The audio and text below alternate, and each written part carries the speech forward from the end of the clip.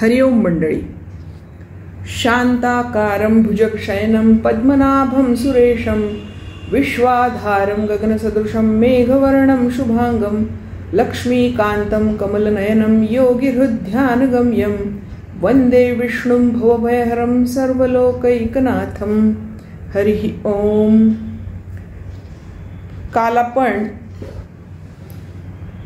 हे पाहिलं होतं की कृष्णाने अर्जुनाला कशाबद्दलही तू शोक करू नयेस, कारण देह नाशिवंत आहेत त्याच्यामुळे त्याच्याबद्दल शोक करायची गरज नाही, आणि आत्मा अमर आहे म्हणून त्याच्याबद्दलही शोक करायची गरज नाही.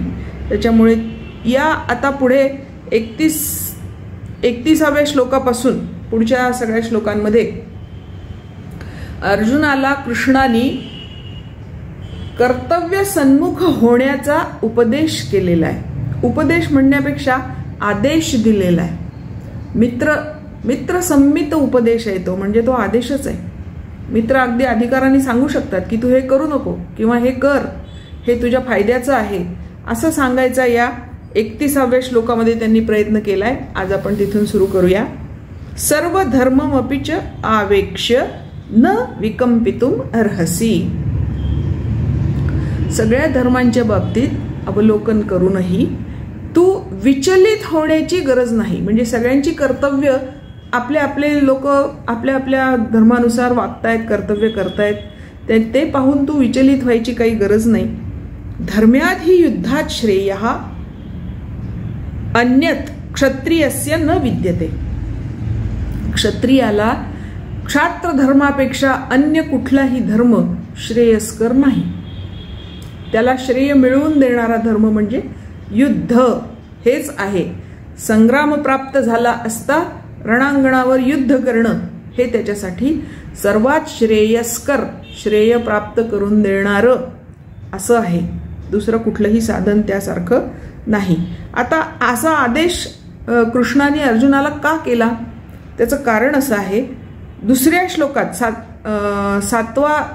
दुसऱ्या अध्यायाच्या 7व्या श्लोकामध्ये अर्जुनानेच कृष्णाला प्रश्न विचारला होता. यत् श्रेयः स्यात् निश्चितं ब्रूहि तन्मे. कृष्णा, जे आमच्यासाठी श्रेयस्कर आहे तेच तू मला सांग.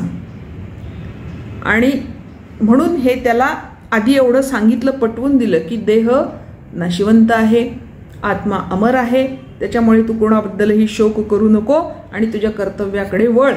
कर्तव्य परांगमुख न होता कर्तव्य सन्मुख हो. युद्ध करण्या इतकी श्रेयस्कर गोष्ट जगात क्षत्रियासाठी दुसरी कोणतीही नाही, असा स्पष्ट आदेश त्या प्रश्नाचं उत्तर देण्यासाठी या श्लोकामध्ये दिलेला आहे. सर्व धर्ममपि च आवेक्ष्य न विकंपितुम अर्हसि धर्म्याधियुद्धात् श्रेयो अन्यत् क्षत्रियस्य न विद्यते. तुझ्यासाठी दुसरं काहीही श्रेयस्कर नाही. त्याच्यामुळे जे श्रेयस्कर आहे युद्ध करणं ते तुझा धर्म आहे, ते तुझं कर्तव्य आहे आणि ते तू करावंस. ज्ञानेश्वर याच्याबद्दल काय म्हणतात ते एकदा बघूया. तू अजूनी का न विचारिसी काय हे चिंतितू आहासी स्वधर्मू तो विसरलासी तरावे जेणे. ज्याने तू तरुण जाऊ शकशील असा तुझा स्वधर्म तू विसरलास रे, आणि अजूनही तू चिंता करतोयस, अजूनही तू विचारच करतोयस, त्याच्यावर कृती काही करत नाहीयेस. अर्जुना, तुझे चित्त जरी झाले द्रवीभूत तरी हे अनुचित संग्राम समयी. अर्जुना, तुझं चित्त जरी द्रवीभूत झालंय म्हणजे दया तुझ्या चित्तामध्ये निर्माण झालीय, तुला इतरांना मारण्याचा आता भय वाटू लागलाय. त्यांना मारल्यामुळे हे होईल, त्यांना मारल्यामुळे ते होईल असं तू सांगत सुटलायस, कारण त्यांच्याबद्दल तुझ्या मनामध्ये दया निर्माण झाली. तुझी वीरवृत्ती तुला सोडून गेली आणि तिथे दयेनी ठाण मांडलंय. ते काही या युद्धप्रसंगी काही बरोबर नाही, तरी ते अनुचित संग्राम समयी. म्हणून तू पाही तुम्हा क्षत्रिया आणि काही संग्रामा वाचुनी नाही उचित जाणे. अर्जुना, तू हे समजून घे की तुला युद्ध करण्याशिवाय दुसरा काहीही पर्याय नाही, कारण क्षत्रियांचा तो धर्म आहे आणि तो तू पालन केला पाहिजेस, असं या 31व्या श्लोकात सांगितलंय. पुढे 32व्या श्लोकामध्ये काय म्हणतो बघूया. यदृच्छया चोपपन्नम स्वर्गदारम अपावृतम सुखिन क्षत्रियः पार्थ लभन्ते युद्धमीदृशम. त्याला नुसतं स्टेटमेंट केलं नाही की तुझा धर्म आहे म्हणून ते तुला श्रेयस्कर आहे, त्याला खाली सांगितलं सुद्धा, दृष्टांत दिला. काय? यदृच्छया च उपपन्नम. यदृच्छया आपोआप, अगदी सहजासहजी तुला प्राप्त झालंय, उपपन्न तुझ्या जवळ आलंय. काय? अपावृतम स्वर्गद्वारम. अपावृतम उघडलेलं स्वर्गाचं दारच, तुझ्यासाठी स्वर्गाचं दारच उघडलेलं तुझ्या समोर आलंय. सुखिनः क्षत्रियः पार्थ. भाग्यवंत. सुखिनः म्हणजे भाग्यवंत. जे भाग्यवंत क्षत्रिय असतात, ज्यांचं भाग्य उजळतं, अशा लोकांनाच लभन्ते युद्धमीदृशम. अशा प्रकारची युद्धाची संधी प्राप्त होते. सगळ्याच योद्ध्यांना अशा स्वर्गप्राप्ती करून देणारं किंवा श्रेयस्कर असं युद्ध करण्याची संधी मिळत नाही. आणि शिवाय तुला तुझ्या आईने सांगितलंय ना की याच तर दिवसासाठी तुला मी जन्माला घातलंय, अतताई लोकांना शासन करण्यासाठी तू हे युद्ध करतोयस. आणि अशा प्रकारचं युद्ध करण्याची संधी ही फार भाग्यवान असणाऱ्या योद्ध्यांनाच मिळते आणि तुला ती आपोआप मिळाली आहे. तुझ्या समोर येऊन स्वर्गाचं दार जणू काही उघडं झालेलं आहे. कारण कर्तव्य आचरशील आणि मृत्यू पावशील तर स्वर्गप्राप्ती होईल. कर्तव्य करून जिंकशील तर तुला पृथ्वीचं राज्य मिळेल. म्हणजे ह्या दोन्ही गोष्टी तुझ्यासाठी श्रेयस्कर, तुझ्यासाठी आणि तुझ्या बांधवांसाठी सुद्धा श्रेयस्कर असतील. त्याच्यामुळे तू हे कर, हे तू सोडू नको. कर्तव्य पालनाचं सुख हे अर्जुना सर्वश्रेष्ठ सुख आहे. जगातलं कोणतंही ऐहिक आणि पारमार्थिक सुख यापेक्षा मोठं नाही. हे सगळ्यात श्रेष्ठ सुख आहे कर्तव्यपूर्तीचं, आणि ते तू प्राप्त करून घे. याच्याबद्दल ज्ञानदेव काय म्हणतात बघा. ना तरी गुणाचे निपती करे, आरतीचे निपडी भरे, हे कीर्तीचे स्वयंवरे आली तुझ. अरे गुणाचे निपती करे, तुझ्या गुणांवर लुब्ध होऊन, पती कर आवड, तुझ्या गुणांबद्दल आवड निर्माण होऊन, तुझ्या गुणांवर लुब्ध होऊन, जण आरतीचे निपडी भारे, आणि लोभ जडून, हे कीर्तीचे स्वयंवरे. स्वतः ही कीर्तीच तुला स्वयंवर स्वतः वरायला आलेली आहे. स्वयंवराची माळ घालायला तुला आलेली आहे. आणि क्षत्रिये बहुपुण्य कीजे, तै झुंजे ऐसे लाहिजे, जैसे मार्गे जाता आडळीजे चिंतामणी. आणि आणखी एक गोष्ट अशी झालेली आहे, क्षत्रिये बहुपुण्य कीजे. क्षत्रियाचं बहुपुण्य आहे कशामध्ये? ते झुंजे ऐसे लाहिजे. त्याला अशा प्रकारचे युद्ध करण्याची संधी मिळणं, प्राप्त होणं, हे त्याचं फार मोठं भाग्य आहे. कशाप्रमाणे? त्याला दृष्टांत दिलाय. जैसे मार्गे जाता आडळीजे चिंतामणी. रस्त्याने सहज चालत जावं आणि पायाला अडखळावा आणि तो खडा नेमका चिंतामणी निघावा. पाय ज्याला अडखळला, ठेचाळला, तो नेमका दगड चिंतामणी निघावा, अशी तुझी अवस्था आहे. इतका हा चांगला योग तुझ्या आयुष्यामध्ये आलेला आहे. चिंतामणी सारखा दगड सहज चालता चालता मिळावा. काय भाग्य आहे हो. प्रत्येकाला हे भाग्य लाभत नाही, ते अर्जुनाला लाभलंय. दुसरा आणखी एक खाली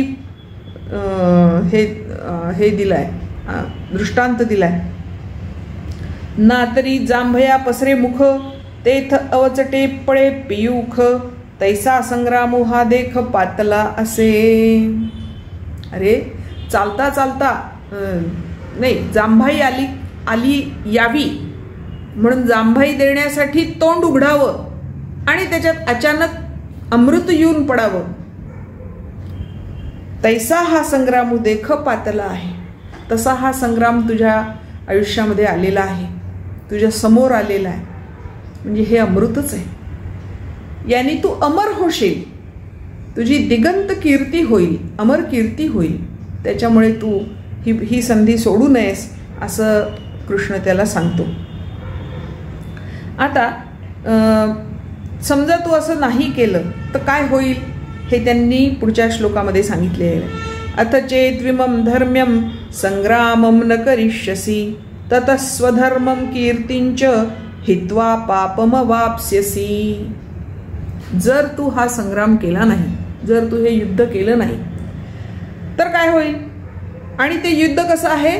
धर्म्यम, धर्मानी तुला प्राप्त झालेलं, म्हणजे जो तुझा धर्म आहे, जे तुझं कर्तव्य आहे, ते कर्तव्य जर तू केलं नाहीस तर न करिष्यसी, जर तू करणार नाहीस तर स्वधर्म कीर्तींच हित्वा, स्वतःचा धर्म आणि कीर्ती दोन्हींनाही सोडून पापम अवाप्स्यसी, पापाला प्राप्त होशील किंवा पाप प्राप्त करशील.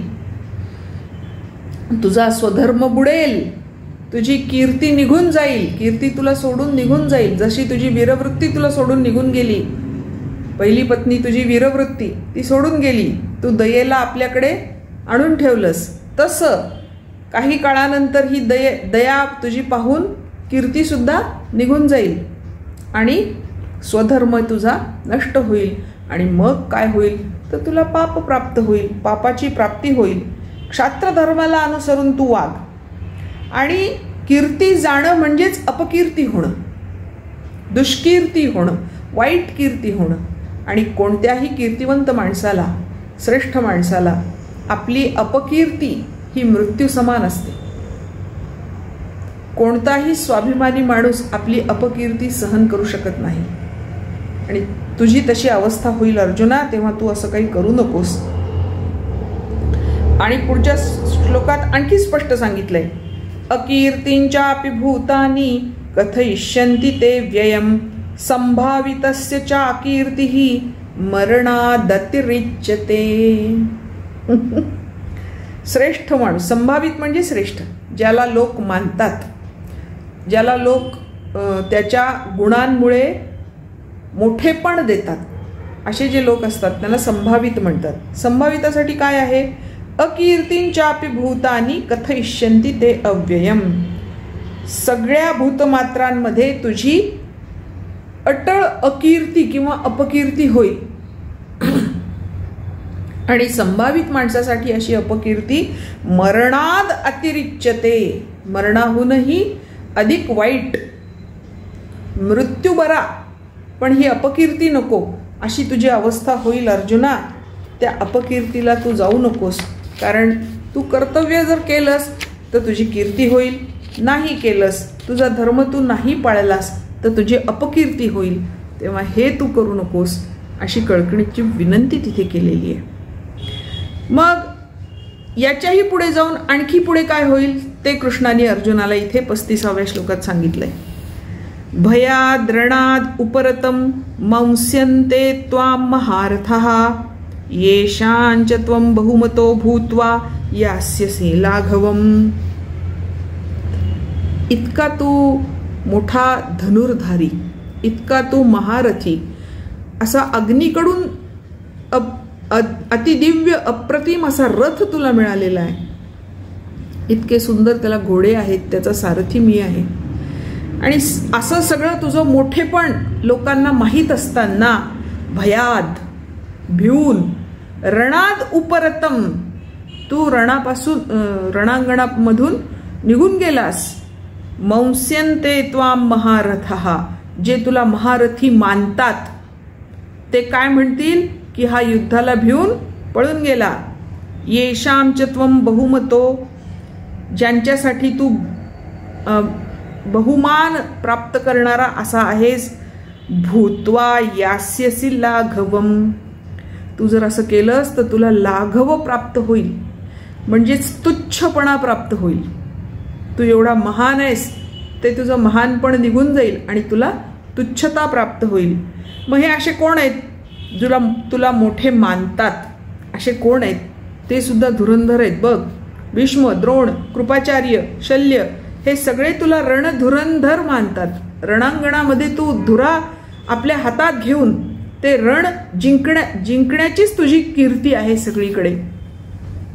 आणि आता जर तू युद्ध परांगमुख झाला, पळून गेला युद्धातून, तर या सगळ्या मोठ्या जे तुला मानतात त्यांच्या पुढे तुला तुच्छता येईल, तुच्छतेला पात्र होशील. आणि म्हणून अर्जुना तू युद्ध कर, युद्धापासून दूर जाऊ नकोस. आणखी काय होईल पुढची गोष्ट कृष्ण सांगतोय. अवाच्यवादांश्च बहून वदिष्यन्ति तव हितः निंदन्तस्तव सामर्थ्यम ततो दुःखतरम न किम. अवाच्यवादांश्च,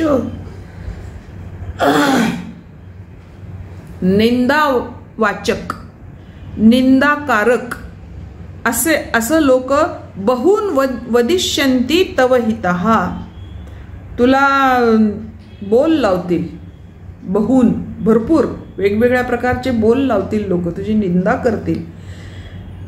निंदन्तस्तव सामर्थ्यम, तुझ्या सामर्थ्याची निंदा करतील.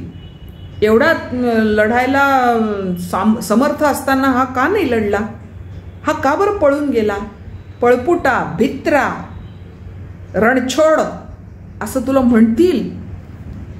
ततः दुःखतरम न किम, त्यापेक्षा आणखी दुःख देणारी कोणती गोष्ट आहे? कोणतीच गोष्ट नाही.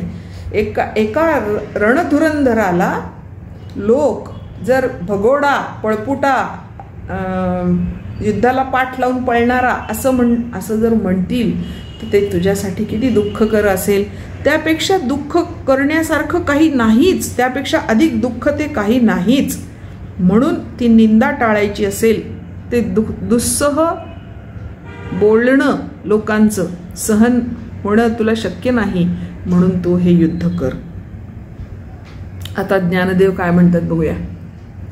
जैसे पर्वत वज्राते ना तरी सर्प गरुडाते, तैसे अर्जुना हे तू ते मानिती सदा.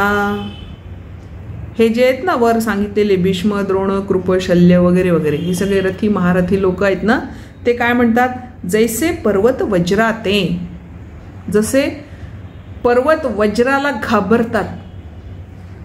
पर्वत वज्राला का घाबरतात? मागे एकदा मी उल्लेख केला होता, पुन्हा करते आता, म्हणजे मग त्याचा संदर्भ लागेल. पूर्वी पर्वत उडत होते, पंख होते त्यांना, ते पंख लावून उडायचे आणि जिथे वाटेल तिथे जाऊन बसायचे. त्याच्यामुळे व्हायचं काय की तिथे समजा एखादा यज्ञ चाललेला असेल कुणाचा, ऋषींचा, एखाद्याची शेती असेल, एखाद्याची वस्ती असेल, तर ती त्याच्या खाली दबून जायची आणि माणसं मरायची. म्हणून एकदा ऋषीमुनींनी इंद्राकडे तक्रार केली की बाबा रे, आमचं कुठलंच काम हे पर्वत होऊ देत नाहीत, हे केव्हाही कुठूनही उठतात आणि कुठेही जाऊन बसतात, आता ह्यांचं काहीतरी कर बाबा. असं म्हणल्यानंतर इंद्रानी त्याचं वज्र नावाचं जे हत्यार आहे, त्या हत्याराने या सगळ्या पर्वतांचे पंख छाटून टाकले. आणि म्हणून तेव्हापासून पर्वतांना नग म्हणतात, म्हणजे न गच्छती, ते कुठेही जात नाहीत, एका ठिकाणीच असतात. नग म्हणजे कुठेही न जाणारे. म्हणून हे पर्वत कशाला घाबरतात? इंद्राच्या वज्राला घाबरतात. ना तरी सर्प गरुडाते, सर्प गरुडाला घाबरतात. तैसे अर्जुना हे तू ते, तसं अर्जुना हे तुला घाबरतात. मानिती सदा, तुला नेहमी मान देतात, सन्मानाने वागवतात. ते अगाधपण जाईल, तो तुझा मोठेपणा निघून जाईल. मग हिणवो अंगा येईल, हीन गोष्टी म्हणजे जे बोलू नये असं लोक बोलतील, बोल लावतील तुला. जरी मागुता निघशील न झुंजताची, युद्ध न करता जर माघारी फिरशील तर तुला हे सगळं सहन करावं लागेल. आणि हे पळता पळो ने दिती, पळून जाऊ लागलास तर हे तुला पळून सुद्धा जाऊ देणार नाही. धरोनी अवकळा करीती, तुला धरून तुझे हाल हाल करतील, तुझी अवकळा करून टाकतील. न गणित कुटी बोलती ऐकता तुझं, तू ऐकत बसशील आणि हे तुला कटू बोल बोलत राहतील, पळपुटा, भगोडा वगैरे वगैरे.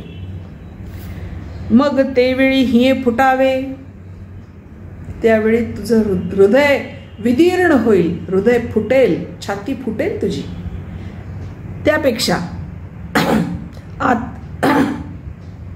आता लाठेपणे कान झुंजावे, त्यापेक्षा आता वीरवृत्तीने झुंज का घेऊ नये.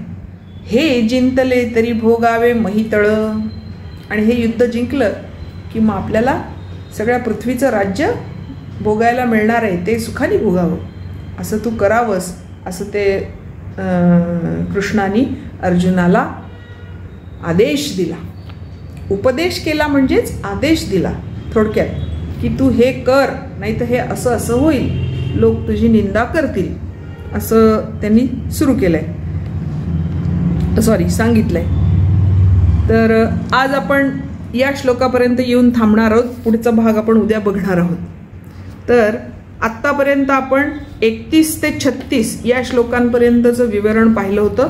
ते श्लोक एकदा आपण म्हणूया, म्हणजे मी वाचते आणि आज आपण हा भाग इथे थांबवूया. स्वधर्ममपि चावेक्ष न विकम्पितुमर्हसि, धर्म्याधियुद्धात् श्रेयो अन्यत् क्षत्रियस्य न विद्यते.